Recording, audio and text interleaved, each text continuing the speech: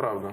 Я до чого про ні капітуляції згадав, це повертаюся до своїх запитань, тому що ви тривалий час перебували в партії регіонів. 9 років. Ого, немало.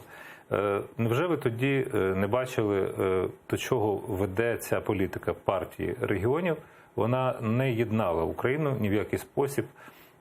Тим більше, це вже, напевно, моветон вам нагадувати про ваші бігборди, про русський язик там в Одесі, але це теж мало місце. Проте ціла політика партії регіонів, було ж, я ж не помиляюся зараз. Я слухаю вас. Ми Просто ми вже стільки разів розмовляли про це, я не знаю. Я кажу, ще раз кажу, що давайте, можливо, я готовий. Можливо, це моветон, але я просто нагадую, що Будь це було. Будь ласка, тоді я хотів би відреагувати. Коли ви завершите? Можливо, це моветон, але я хотів би відреагувати. Я про політику партії регіонів хотів би зараз зауважити, в якій ви були 9 років. Так. Все, що я пам'ятаю, це партія, яка педалювала і зовсім не пропонувала вирішення. Так з'явився мовний закон Ківалова-Колісніченка. Так була акція проти НАТО, вступу України до НАТО свого часу у Верховній Раді, ці кульки вони там пускали і так далі.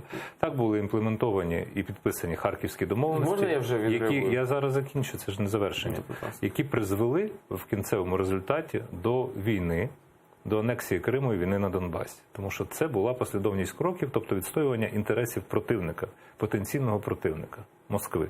Тепер і тут або ви говорите так, я, можливо, не усвідомлював, тому що була політична кон'юнктура і ми жили в мирний час, або зараз ви, наприклад, починаєте говорити, Давайте я за себе відповім. Не треба вам за мене, я думаю. Будь ласка. Дякую. Я вам просто кажу про варіанти, які можуть бути. Я сам знаю всі свої варіанти, бо він в мене один.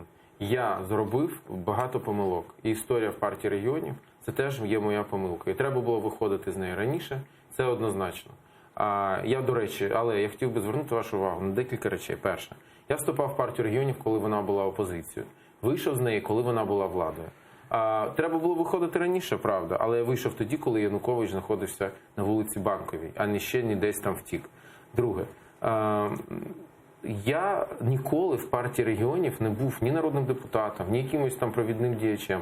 Я був членом обласної ради. Очільником обласної. Ніколи не був. Від партії регіонів очільником. Очільником обласної ради я став після вже Революції Гідності і всього того, що відбулося.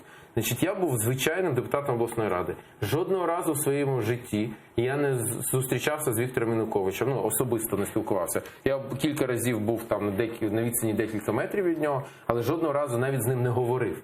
І чи я сьогодні, якщо повернути час, був би в партії регіонів? Ні, ніколи.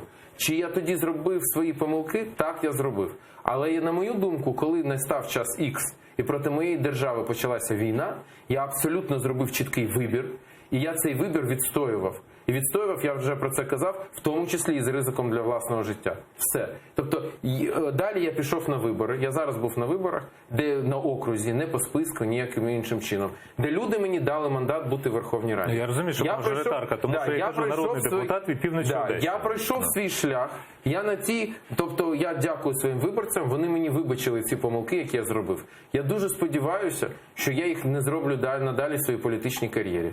Все, ось що я сказав. Добре.